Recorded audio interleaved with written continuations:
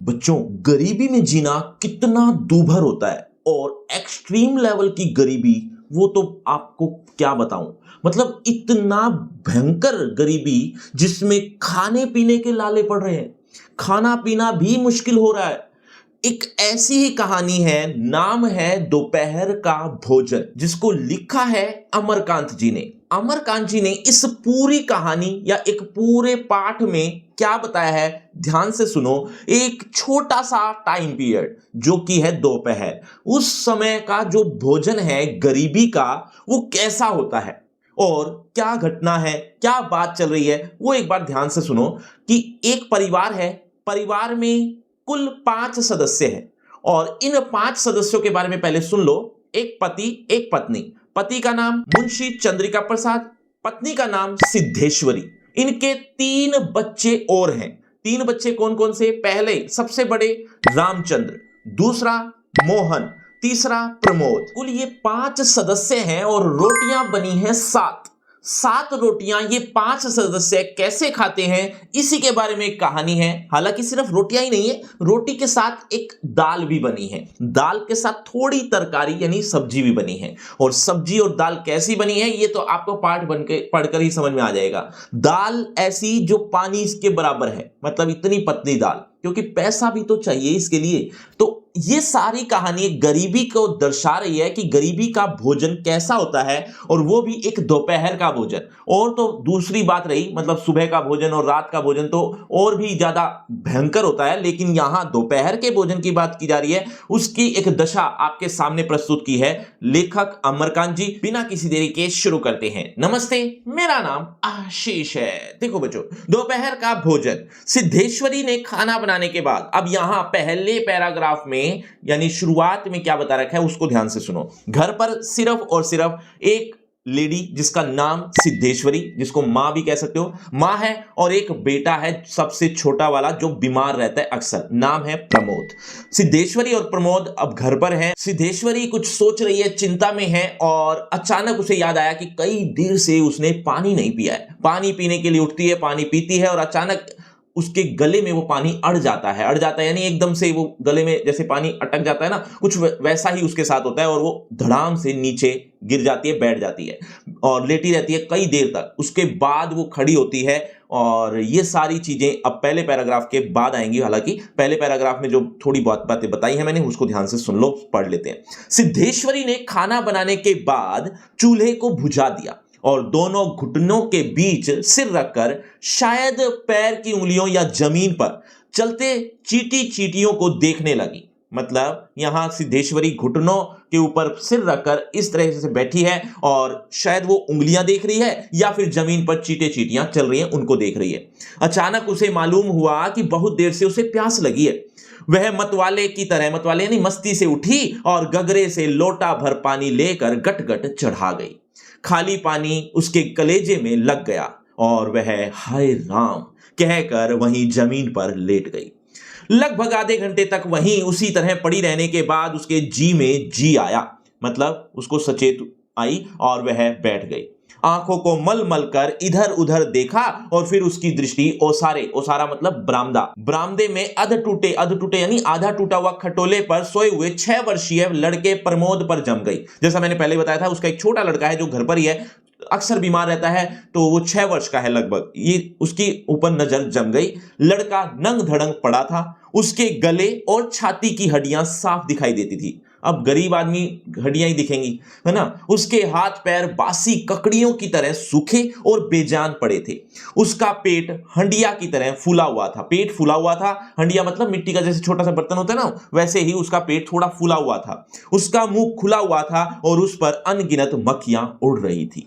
ये गरीबी, आप इस दृश्य को इमेजिन करो, फिर आपको पता चलेगा कि यहां किस लेवल तक की बात की जा रही है। लेकिन बच्चों, आगे पढ़ने से पहले लेखक का नाम एक बार कमेंट करके जरूर बताना। देखना चाहता हूं कितने बच्चे हैं, अभी जो थोड़ी देर पहले ही बताया, कितने बच्चे ध्यान से सुन रहे थे।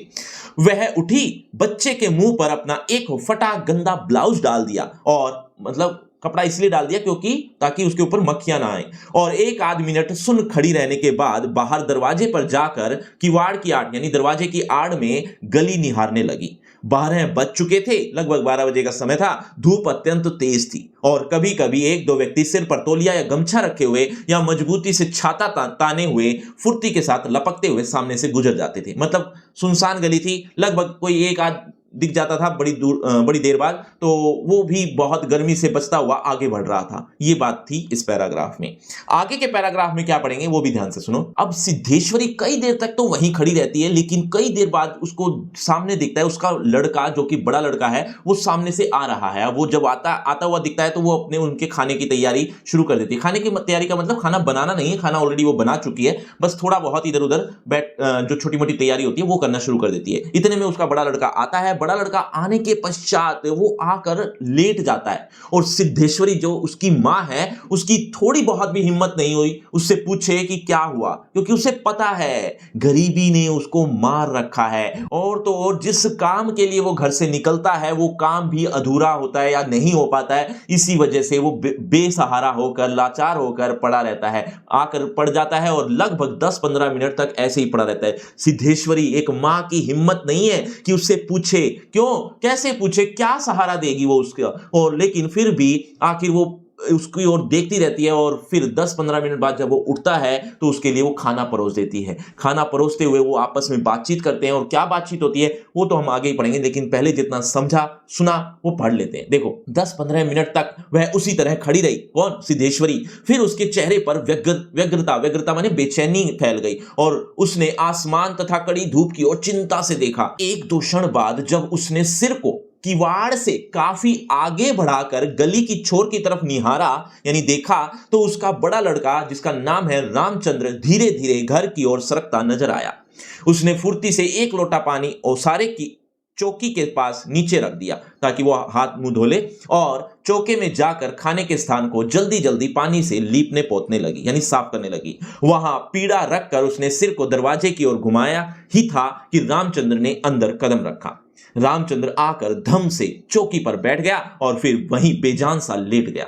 उसका मुंह लाल और चढ़ा हुआ था, उसके बाल अस्त व्यस्त थे और उसके फटे पुराने जूतों पर गर्द जमी हुई थी, यानी जो गंदगी है, मिट्टी है। सिद्धेश्वरी की पहले हिम्मत नहीं हुई कि उसके पास जाए, और वह वहीं से भयभीत हिरणी की भांति सिर उचका घुमाकर बेटे को व्यग्रता से निहारती रही। व्यग्रता भी बताया था, बेचैनी। चलिए आगे बढ़ते हैं। किंतु लगभग 10-15 मिनट बीतने के पश्चात भी जब रामचंद्र नहीं उठा तो वह घबरा गई।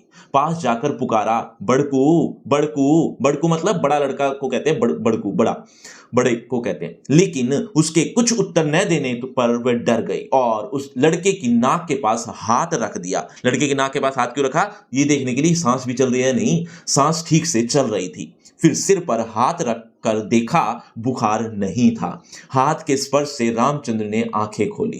पहले उसने मां की ओर सुस्त नजरों से देखा, फिर झट से उठ बैठा। जूते निकालने और नीचे रखे लोटे के जल से हाथ पैर धोने के बाद वह यंत्र की तरह, यानी एक मशीन की तरह चौकी पर आकर बैठ गया। अब वो खाने के लिए तैयार है। सिद्धेश्वरी ने डरते डरते पूछा, खाना तैयार है, यहीं लाऊं क्या? रामचंद्र ने उठते हुए प्रश्न किया। बाबूजी खा चुके? सिद्धेश्वरी ने चौके की ओर भागते हुए उत्तर दिया, आते ही होंगे, मतलब अभी नहीं खाया, आए ही नहीं है। रामचंद्र पीढ़े पर बैठ गया। उसकी उम्र लगभग 21 वर्ष की थी, यानी किसकी उम्र? बड़े लड़के की उम्र 21 वर्ष की थी। लंबा तो था ही, दुबला पतला भी था, गोरा रंग था, बड़ी बड़ी आंखें थी और होंठों पर झुर्रियां थी।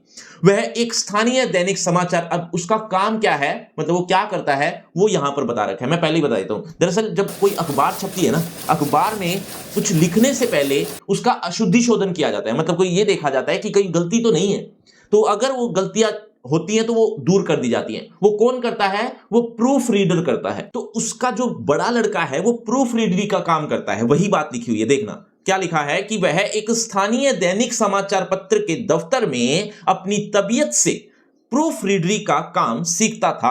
प्रूफ रीडरी मतलब होता है अशुद्धि शोधन, सीखता था। पिछले साल ही उसने इंटर पास किया था। इंटर मतलब 12th, 12वीं पास कर ली थी। सिद्धेश्वरी ने खाने की थाली लाकर सामने रख दी और पास ही बैठकर पंखा करने लगी। रामचंद्र ने खाने की ओर दार्शनिक की भांति देखा। दार्शनिक माने जैसे कोई फिलोसफी कर रहा हो, मतलब एक्चुअल में गरीबी इतनी है, रोटियां वो शायद गिन रहा होगा, मैं कितनी खाऊं, कितनी पड़ी होंगी, कहीं मैं ज्यादा तो नहीं खा लूंगा, वगैरह वगैरह, शायद ऐसा कुछ कर रहा हो। कुल 2 रोटियां, भर कटोरा पनियाई दाल और चने की तली तरकारी, ये 3 चीजें उसके सामने रख दी गई। मतलब क्या क्या? 2 रोटियां, भर कटोरा पनियाई दाल माने पानी से युक्त दाल, भर कटोरा मतलब कटोरा भरकर, और चने की तली तरकारी बनी हुई थी। तरकारी मतलब सब्जी। रामचंद्र ने रोटी के प्रथम टुकड़े को निगलते हुए पूछा। क्या पूछा? मोहन कहाँ है? मोहन मतलब उसका जो छोटा भाई था, मतलब 3 भाई थे, उसमें जो दूसरे नंबर का लड़का था नाम है मोहन। तो मोहन कहाँ है? बड़ी कड़ी धूप हो रही है। मोहन सिद्धेश्वरी का मंझला लड़का है, यहां बता भी दिया, मंझला माने बीच का। उसकी उम्र 18 वर्ष की थी और वह इस साल हाई स्कूल का प्राइवेट इम्तिहान देने की तैयारी कर रहा था। वह न मालूम कब से घर से गायब था, मतलब पता भी नहीं है कब से गायब था, और सिद्धेश्वरी को स्वयं पता नहीं था कि वह कहां गया है। किंतु सच बोलने की उसकी तबीयत नहीं हुई। मतलब अगर वो सच बता देती तो उसका जो बड़ा लड़का है वो और ज्यादा चिंता में हो जाता, तो उनको चिंता में ना रखे, इसीलिए सिद्धेश्वरी ने झूठ बोल दिया। क्या कहा वो आगे लिखा हुआ है, किंतु सच बोलने की उसकी तबीयत नहीं हुई तो उसने झूठ मूठ कहा। क्या कहा? किसी लड़के के यहां पढ़ने गया है, आता ही होगा, ऐसा उसने कह दिया। दिमाग उसका बड़ा तेज है, ऐसा उसको सांत्वना देते हुए कि बड़े लड़के को चिंता ना हो जाए, कि उसका दिमाग बड़ा तेज है और उसकी तबीयत 2400 घंटे पढ़ने में ही लगी रहती है, हमेशा उसी की बात करता रहता है, मतलब पढ़ने की। रामचंद्र ने कुछ नहीं कहा, वो चुपचाप खाना खाता रहा। एक टुकड़ा मुंह में रखकर भरा गिलास पानी का पी गया और फिर खाने में लग गया। वह काफी छोटे छोटे टुकड़े तोड़कर उन्हें धीरे धीरे चबा रहा था। सिद्धेश्वरी भय और आतंक से, मतलब डरी हुई थी बेचारी, अपने बेटे को एकटक निहार रही थी। मतलब वो पूछना चाह रही थी कि ये कब सब काम ठीक चल रहा है या कुछ जो चीजें बिगड़ गई हैं वो ठीक हो रही हैं, लेकिन दरअसल वो उसकी हिम्मत ही नहीं हो रही है कि उस बड़े लड़के से पूछे कि ये सब चीजें ठीक चल रही हैं या नहीं। वो इसीलिए भी हिम्मत नहीं कर पा रही है क्योंकि उसे पता है अगर ठीक होता तो इसका चेहरे से ही समझ में आ जाता, लेकिन ऐसा कुछ नहीं हुआ है। तो यही बात लिखी गई है कि सिद्धेश्वरी भय और आतंक से अपने बेटे को एकटक निहार रही थी। कुछ क्षण बीतने के बाद डरते डरते उसने पूछा, वहां कुछ हुआ क्या? मतलब कुछ हुआ क्या वहां? मतलब जो कुछ करने गए थे वो कुछ बनी बात? रामचंद्र ने अपनी बड़ी बड़ी भावहीन आंखों से अपनी मां को देखा और फिर नीचा सिर करके कुछ रुखाई से बोला। क्या बोला? समय आने पर सब ठीक हो जाएगा। अब गरीब आदमी और इससे ज्यादा क्या भी कह सकता है। बच्चों, वो सारे का मतलब क्या बताया था अभी थोड़ी देर पहले ही तो बताया, एक बार कमेंट बॉक्स में बताओ, जल्दी से देखना चाहता हूं कितने बच्चे ऐसे हैं जो बहुत अच्छे से पढ़ रहे हैं। सिद्धेश्वरी चुप रही। अब आगे के पैराग्राफ में हम पढ़ेंगे कि अब बड़ा लड़का अपने छोटे लड़के छोटे लड़के नहीं, छोटे भाई के, जिसका नाम है प्रमोद के बारे में पूछता है। सिद्धेश्वरी जो मां है वो चाहती है कि कोई चिंता ना करे, जो चिंता है सब मुझे हो जाए, बाकी लोग सब निश्चिंत होकर अपना काम करें, इसीलिए वो झूठ बोल देती है। वो अपने छोटे लड़के के बारे में भी झूठ बताती है। वो क्या बताती है वो आगे हम पढ़ लेंगे, लेकिन एक बार देख लेते हैं। सिद्धेश्वरी चुप रही। धूप और तेज हो गई थी। छोटे आंगन के ऊपर आसमान में बादल, यानी जो बादल थे आसमान में, वो 1-2 टुकड़े साफ दिख रहे थे, वो बढ़ रहे थे आगे की तरफ, जैसे पाल की नाव है, पाल की नाव होते हैं जो हवा से चलती है नावें, ऐसे हवा से वो बादल चल रहे थे, तैर रहे थे। बाहर की गली से गुजरते हुए खड़खड़िया इक्के, यानी पुरानी जो घोड़ा गाड़ी होती है ना, उसको कहते हैं, तो पुरानी घोड़ा गाड़ी की आवाज आ रही थी और खटोले पर सोए बालक की सांस का खर शब्द सुनाई दे रहा था। जो बालक सो रहा था यानी उसका छोटा भाई। रामचंद्र ने अचानक चुप्पी को भंग करते हुए पूछा, प्रमोद खा चुका? सिद्धेश्वरी ने प्रमोद की ओर देखते हुए उदास स्वर में उत्तर दिया, हाँ खा चुका।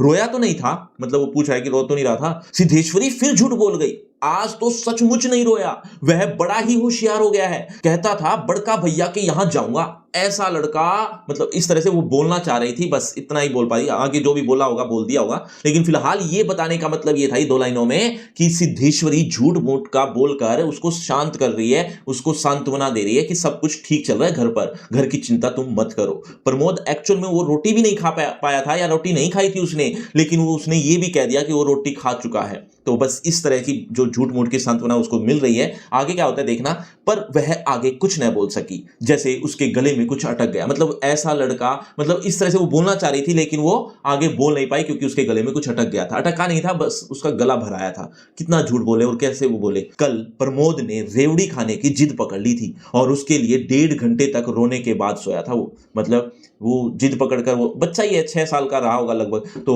वो जिद पकड़ गया और रोने लगा। रामचंद्र ने कुछ आश्चर्य के साथ अपनी मां की ओर देखा और फिर सिर नीचा करके कुछ तेजी से खाने लगा। वो आश्चर्य से क्यों देख रहा था अपनी मां की ओर कि अच्छा एकदम से वो इतना समझदार हो गया है। उसको पता नहीं विश्वास हो रहा था या नहीं हो रहा था, लेकिन वो आश्चर्य से देखने लगा। थाली में जब रोटी का केवल एक टुकड़ा शेष रह गया तो सिद्धेश्वरी ने उठने का उपक्रम करते हुए प्रश्न किया। मतलब उठते हुए उसने एक प्रश्न पूछा, क्या कि एक रोटी और लाती हूं, मतलब वो एक रोटी और ले आती हो, वो तुम खा लेना। रामचंद्र हाथ से मना करते हुए हड़बड़ा कर बोल पड़ा, नहीं नहीं जरा भी नहीं। उसको पता है, हालांकि उसको भूख भी लगी होगी, लेकिन वो जानता है कि इतनी रोटियां होंगी कहां जो मेरे हिस्से में इतनी इतनी रोटियां आ जाए। तो उसने समझदारी दिखाते हुए कि बाकी लोग भी खाएंगे तो इसलिए कहा कि नहीं नहीं जरा भी नहीं, मेरा पेट पहले ही भर चुका है, मैं तो यह भी छोड़ने वाला हूं। मतलब ये जो एक टुकड़ा बचा हुआ है, मैं मुझसे ये भी नहीं खाया जा रहा, बस अब नहीं। सिद्धेश्वरी ने जिद की, अच्छा आधी ही सही, मतलब आधी ही खा लेना, मां है, मां तो कहेगी ना। रामचंद्र बिगड़ उठा, कहने लगा, मतलब थोड़ा गुस्से में हो गया, अधिक खिलाकर बीमार डालने की तबीयत है क्या? मतलब क्या तुम मुझे बीमार करोगी इतना ज्यादा खिलाकर? तुम लोग जरा भी नहीं सोचते हो, बस अपनी जिद। भूख रहती तो क्या मैं ले नहीं लेता? इस तरह से वो बिगड़ उठा, है ना। आ ही जाता है गुस्सा, क्योंकि इतनी रोटियां हैं कहां जितनी वो जिद कर रही है खिलाने की। सिद्धेश्वरी जहां की तहां बैठी ही रह गई। हालांकि किसी को नहीं पता है कितनी रोटियां हैं, बस सिद्धेश्वरी को पता है कि रोटियां मैंने कितनी बनाई हैं। और कुल 7 रोटियां बनाई थी और 7 में भी एक जली कटी सी बन गई थी। 6 रोटियां कौन कौन खा रहा है, कैसे खा रहे हैं, मतलब टोटल 7 रोटियां हैं, वो कैसे खाते हैं, वो सारी बातें अब पढ़ते रहना, ध्यान से देखते रहना। सिद्धेश्वरी जहां की तहां बैठी ही रह गई। रामचंद्र ने थाली के बचे टुकड़े से हाथ खींच लिया और लोटे की ओर देखते हुए कहा, मां पानी लाओ। मतलब वो रोटी के टुकड़े पर हाथ डाल रहा था लेकिन वो वापस ले लिया, उसने वो भी नहीं खाया, पानी लाने के लिए कह दिया। सिद्धेश्वरी लोटा लेकर पानी, अब आगे के पैराग्राफ में पढ़ेंगे, जो एक टुकड़ा उसने बचा दिया है उसको वो खाना तो है लेकिन उसने मना कर दिया है मां को कि नहीं मुझसे ये भी नहीं खाया जा रहा। तो वो लोटा पानी का डालेगा और अचानक से आंख बचाकर उस रोटी के टुकड़ा जो एक बच गया है वो धीरे धीरे ऐसे खींच लेगा और मुंह में डाल लेगा जैसे किसी को पता ही ना चला हो। इस तरीके से वो हरकत करेगा। अब देखना, मतलब कहने का मतलब ये था कि उसका मन तो खूब है खाने का, लेकिन रोटियां इतनी है कहां। तो यही बात लिखी है, देखो सिद्धेश्वरी लोटा लेकर पानी लेने चली गई। रामचंद्र ने कटोरे को अंगुलियों से बजाया, फिर हाथ को थाल में रख दिया।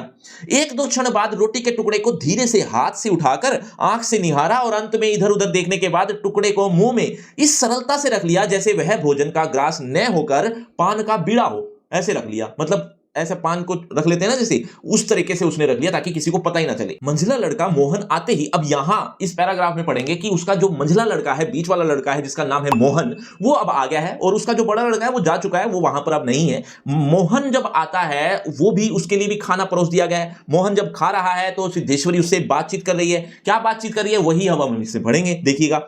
मंझला लड़का मोहन आते ही हाथ पैर धोकर पीढ़े पर बैठ गया। वह कुछ सांवला था और उसकी आंखें छोटी थी, जो उसके चेहरे पर चेचक के दाग थे। वह अपने भाई ही की तरह दुबला पतला था किंतु उतना लंबा न था। वह उम्र की अपेक्षा कहीं अधिक गंभीर और उदास दिखाई पड़ रहा था। आगे क्या लिखा है, सिद्धेश्वरी ने उसके सामने थाली रखते हुए प्रश्न किया, क्या कहां रह गए थे बेटा? भैया पूछ रहा था। मोहन ने रोटी के एक बड़े ग्लास को निगलने की कोशिश करते हुए अस्वाभाविक यानी बनावटी मोटे स्वर में जवाब दिया। क्या कहा? कहीं तो नहीं गया था, यहीं पर था। हर एक लड़कों का यही जवाब होता है। सिद्धेश्वरी वहीं बैठकर पंखा डुलाती हुई इस तरह बोली जैसे स्वप्न में बड़बड़ा रही हो, मतलब अपने अपने मन में ही बोल रही हो, ऐसा बोलने लगी। क्या कहने लगी? बड़का तुम्हारी बड़ी तारीफ कर रहा था, कह रहा था मोहन बड़ा दिमागी होगा और उसकी तबीयत 24 घंटे पढ़ने में ही लगी रहती है। मतलब इस तरीके से उसकी तारीफ करके, मोहन की तारीफ करके उसने ये सारी बातें बताई। यह कहकर उसने अपने मंझले लड़की की ओर इस तरह देखा जैसे उसने कोई चोरी की हो। एक्चुअली में चोरी ही थी, मतलब वो झूठी बोल रही थी, तो इस नजर से देखा। मोहन अपनी मां की ओर देखकर फीकी हंसी हंस पड़ा। फीकी हंसी हंस पड़ा मतलब वो थोड़ा, उसको पता है कि ऐसा कुछ है नहीं, लेकिन चलो, और फिर खाने में जुट गया।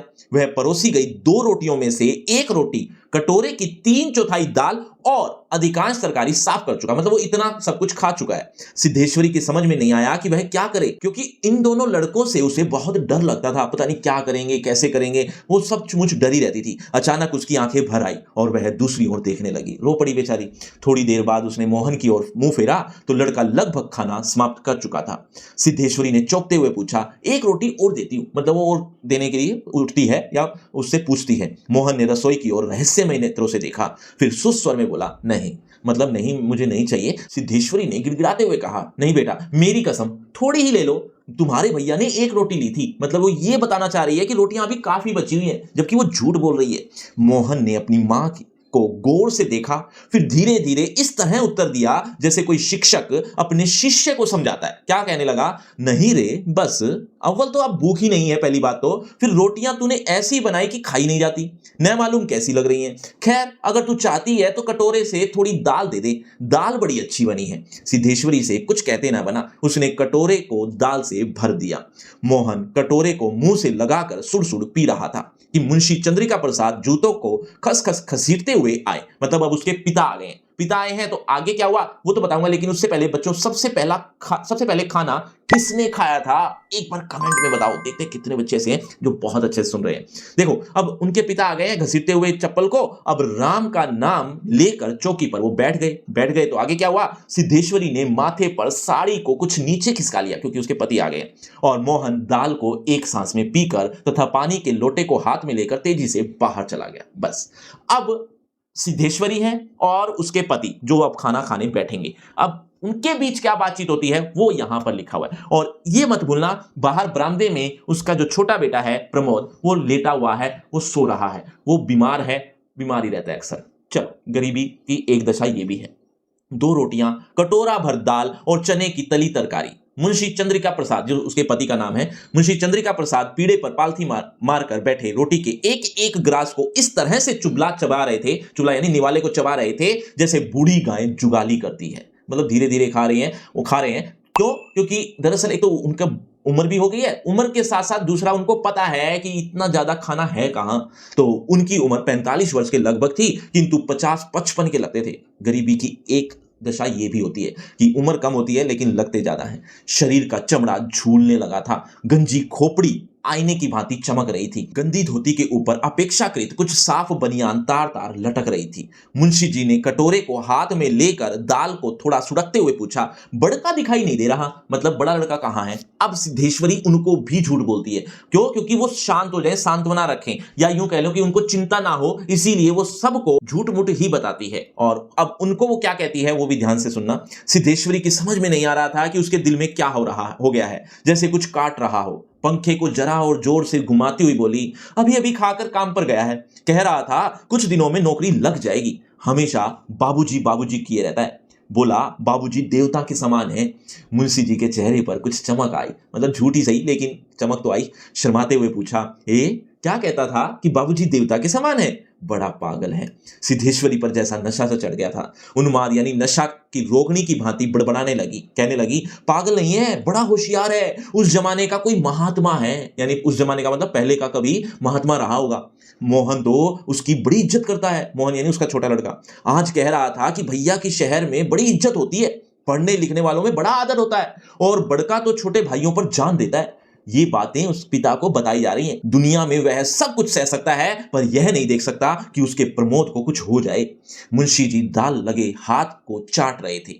उन्होंने सामने की ताक की ओर देखते हुए, ताक मतलब आले की तरफ, यानी छोटा सा खाना होता है ना दीवार में, कुछ इस तरह से जैसा आप देख रहे हो, इस तरह से उन्होंने सामने की ताक की ओर देखते हुए कुछ हंसकर कहा, बड़का का दिमाग तो खैर काफी तेज है, वैसे लड़कपन में बड़ा नटखट भी था, हमेशा खेल कूद में लगा रहता था, लेकिन यह भी बात थी कि जो सबक मैं उसे याद करने को देता था उसे बर्राक रखता था। बर्राक यानी याद रखता था। असल तो यह है कि तीनों लड़के काफी होशियार हैं, प्रमोद को क्या कम समझती हो? अब ये बात कहकर वह अचानक जोर से हंस पड़े। मुंशी जी 1.5 रोटी खा चुकने के बाद एक गिलास से युद्ध कर रहे थे। कुछ कठिनाई होने पर एक गिलास पानी चढ़ा गए। अब रूखी सूखी रोटियां खाना आसान थोड़ी, फिर खर खर खांस कर खाने लगे। फिर चुप्पी छा गई। अब कोई नहीं बोल रहा। दूर से किसी आटे की चक्की की एक पुक पुक आवाज सुनाई दे रही थी और पास के नीम के पेड़ पर बैठा कोई पंडुक एक पक्षी लगातार बोल रहा था। सिद्धेश्वरी की समझ में नहीं आ रहा था कि क्या कहे। मतलब दोनों अब चुप है। सिद्धेश्वरी सोच रही है क्या बातचीत करूं। वह चाहती थी कि सभी चीजें ठीक से पूछ ले, सभी चीजें ठीक से जान ले और दुनिया की हर चीज पर पहले की तरह धड़ल्ले से बात करे। लेकिन वो आपस में बातचीत हो कैसे, पहले की तरह नहीं हो पाती। अब उनके जीवन में इतनी गरीबी आ गई है कि अब और बातचीत करने का मन ही नहीं करता। पर उसकी हिम्मत नहीं होती थी। उसके दिल में न जाने कैसा भय समाया हुआ था। अब मुंशी जी इस तरह चुपचाप दुबके हुए खा रहे थे जैसे पिछले 2 दिनों से मौन व्रत धारण कर रखा हो और उसको कहीं जाकर आज शाम को तोड़ने वाले हो। मतलब चुपचाप खाने लगे जैसे कोई मौन व्रत धारण कर लेता है। सिद्धेश्वरी से जैसे नहीं रहा गया। मतलब अब वो रह नहीं पाई, मतलब वो चुप नहीं रह पाई। दोनों ही चुप थे। सिद्धेश्वरी से अब रहा नहीं गया तो वो बोल पड़ी। कुछ एक टॉपिक छेड़ दिया। क्या बोला? मालूम होता है अब बारिश नहीं होगी, ऐसा कुछ बोला। लेकिन उनका कोई मतलब नहीं था, बस वैसे ही बात बोल दी। मुंशी जी ने एक क्षण के लिए इधर उधर देखा, फिर निर्विकार स्वर में राय दी। निर्विकार यानी बिना बदले उसी स्वर में राय दी। क्या कहने लगे? मक्खियां बहुत हो गई हैं। मतलब बादल की बात थी। अब वो जो उनके पति हैं वो मक्खियों के बारे में बात करने लगे। मतलब कुछ भी बोल रहे हैं। सिद्धेश्वरी ने उत्सुकता प्रकट की। फूफा जी बीमार हैं, कोई समाचार नहीं आया। मुंशी जी ने चने के दानों की ओर इस दिलचस्पी से दृष्टिपात किया। चने के 2 दाने बनी थी, सब्जी बनी थी, उसकी ओर दिलचस्पी से इस तरह से देखा जैसे उनसे बातचीत करने वाले हो। जैसे उनसे बातचीत करने वाले हो का मतलब उन चनों से बातचीत करने वालों, इस तरीके से देखने लगे। फिर सूचना दी, गंगा शरण बाबू की लड़की की शादी तय हो गई है, लड़का एमए पास है। सिद्धेश्वरी हठात चुप हो गई। हठात माने अचानक। अब वो दोनों ही चुप हो गए। मतलब वो कुछ कह रही है, वो कुछ कह रहे हैं, वो कुछ कह रही है, वो कुछ कह रहे हैं, इस तरह से बातचीत हो रही थी। तो वो दोनों ही चुप हो जाते क्योंकि वो बात थी ही नहीं, कोई बात करने के लिए नहीं बची थी। गरीबी ने इस तरह से मोड़ दिखा दिया था। तो सिद्धेश्वरी चुप हो गई। मुंशी जी भी आगे कुछ नहीं बोले। उनका खाना समाप्त हो गया था और वे थाली में बचे कुछ दानों यानी चने के जो दाने थे उन दानों को बंदर की तरह बीन रहे थे एक एक करके। सिद्धेश्वरी ने पूछा, बड़का की कसम एक रोटी देती हूं, अभी बहुत सी हैं, बहुत सी बची हुई हैं, ऐसी कसम भी खा ली। मतलब रोटियां तुम कम मत खाना, ये बात कसम देकर उनसे कहने लगी। मुंशी जी ने पत्नी की ओर अपराधी के समान और रसोई की ओर कनखी से देखा। कनखी मतलब होता है तिरछी नजर से देखना। देखकर कहने लगे, तत्पश्चात किसी घुटे उस्ताद की बात भांति बोले, रोटी रहने दो, पेट काफी भर चुका है। अन्न और नमकीन चीजों से तबीयत उब गई है मतलब बोर हो चुका हूं। तुमने व्यर्थ में ही कसम धर दी, मतलब बेकार में ही कसम रख दी। खैर कसम रखने के लिए ही ले रहा हूं। गुड़ होगा क्या? मतलब कसम तुम्हारी रह जाए इसीलिए गुड़ दे दो। गुड़ पूछते हैं, गुड़ है क्या? सिद्धेश्वरी ने बताया कि हंडिया में यानी बर्तन में थोड़ा सा गुड़ है। मुंशी जी ने उत्साह के साथ कहा, तो थोड़े गुड़ का ठंडा रस बनाओ, पीऊंगा। तुम्हारी कसम भी रह जाएगी, जायका भी बदल जाएगा। जायका मतलब स्वाद भी बदल जाएगा, साथ ही साथ हाजमा भी दुरुस्त होगा। हाँ, रोटी खाते खाते नाक में दम आ गया है। यह कहकर वे ठाका मारकर हंस पड़े। अब बच्चों, मुंशी जी की उम्र मैंने थोड़ी देर पहले ही बताई थी। एक बार कमेंट में बता दो, देखना चाहता हूं कितने बच्चे हैं जो अभी तक भी बहुत ध्यान से सुन रहे हैं। मुंशी जी के निपटने के पश्चात अब आगे के पैराग्राफ में हम पढ़ेंगे कि अब उनके पिता भी खा चुके हैं। सिद्धेश्वरी एक एक करके सबको खाना खिला चुकी है। सिर्फ 2 सदस्य बाकी हैं, एक तो वो खुद और एक उसका छोटा लड़का प्रमोद जो बाहर सोया हुआ है। ये 2 लोग अभी और बाकी हैं। लेकिन रोटियां सिर्फ अब 1 बची है। मतलब 6 रोटियां खत्म हो चुकी हैं। 2 उसके पिता खा चुके हैं, 2 बड़ा लड़का और 2 मंझला लड़का। 6 रोटियां फिनिश हो चुकी है। एक जो रोटी बाकी है वो जो जली सड़ी आधी पकी जो जैसी भी है वो अब खुद खाएगी, बल्कि खुद भी नहीं खाएगी, उसमें से भी आधी रोटी खुद और आधी रोटी अपने छोटे लड़के के लिए बचा देगी। ये है दोपहर का भोजन एक गरीब परिवार का। अभी कहानी खत्म नहीं हुई है, थोड़ी सी और बाकी है, देखते जाइएगा। मुंशी जी के निपटने के पश्चात सिद्धेश्वरी ने अपनी उनकी झूठी थाली लेकर चौके की जमीन पर बैठ गई।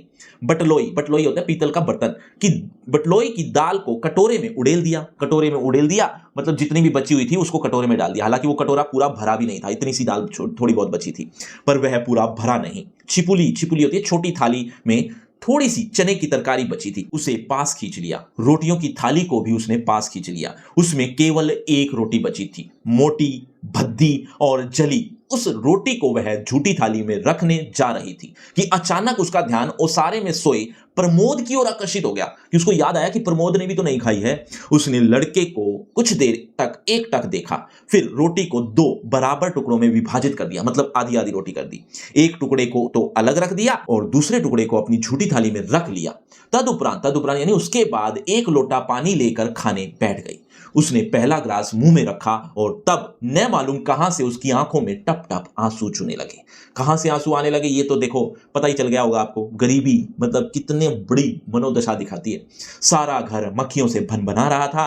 आंगन आंगन की अलगनी में, अलगनी यानी रस्सी पर एक गंदी साड़ी टंगी थी जिसमें कई पैबंद लगे थे। पैबंद होते हैं जो टुकड़े जोड़कर बनते हैं ना, जैसे कोई फट जाता है कपड़ा तो उसको उसके ऊपर कपड़ा जोड़ दिया जाता है, जैसे आप चित्र में भी देख रहे हो, इसको पैबंद कहते हैं। पैबंद लगे हुए थे।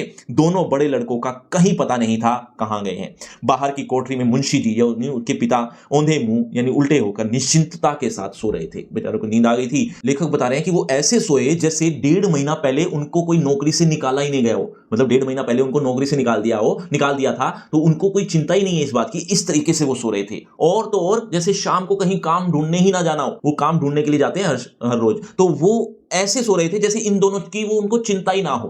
तो वही बात लिखी है कि औंधे मुंह होकर निश्चिंता के साथ सो रहे थे, जैसे 1.5 महीने पूर्व मकान किराया नियंत्रण विभाग की क्लर्की जो वो किया करते थे उनसे उनकी छटनी न हुई हो। छटनी यानी निकाल ना दिया गया हो, और शाम को उनको काम की तलाश में कहीं जाना ना हो। इस तरह से वो निश्चिंत होकर सो रहे थे। मतलब ये जो दशा दिखाई गई थी ना, गरीबी की थी। और वो गरीबी का जो दोपहर का भोजन होता है ना, वो कितना भयानक होता है। उस भयानकता का असर आपको दिखा हो, भयानकता आपको नजर आई हो, तो एक बार चैनल को सब्सक्राइब जरूर कर देना और वीडियो को शेयर भी। और बच्चों, आपको लग रहा हो ये पाठ खत्म हो गया है? जी नहीं, इस पाठ के एक्सरसाइज क्वेश्चन और इंपॉर्टेंट क्वेश्चन, यहां तक कि एमसीक्यू टाइप क्वेश्चन, ये तीनों क्वेश्चंस आपको चाहिए तो उसके लिए आपको जाना पड़ेगा डिस्क्रिप्शन बॉक्स में सबसे ऊपर एक लिंक मिलेगा आपको, free crash course for 11th इस नाम से, जिसमें आपको ये तीनों चीजें एक ही जगह पर देखने को मिल जाएगी कुछ इस तरह से। तो इनको जरूर देख लेना। लेकिन अभी आपका इसी टॉपिक से रिलेटेड होगा एक छोटा सा टेस्ट। देखना चाहता हूं इस चैप्टर को आपने कितना अच्छे से समझाया। अगर आप इस चैप्टर को अच्छे समझ चुके तो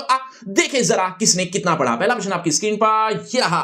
सिद्धेश्वरी के मंझले बेटे का क्या नाम है? बच्चों, हर प्रश्न के बाद आपको 5 सेकंड मिलेंगे आंसर देने के लिए। आप अपना आंसर कमेंट करते रहना। एंड में देखना चाहता हूं किसके कितने आंसर ठीक हुए। सिद्धेश्वरी के मंझले बेटे का क्या नाम है? आपके option A Mohan, B Shyam, C Pramod या डी सोहन। आपके 5 सेकंड होते हैं अब। 5 4 3 2 1 0 सही उत्तर है ऑप्शन ए मोहन। चलिए अगले प्रश्न की तरफ। अगला प्रश्न आपकी स्क्रीन पर।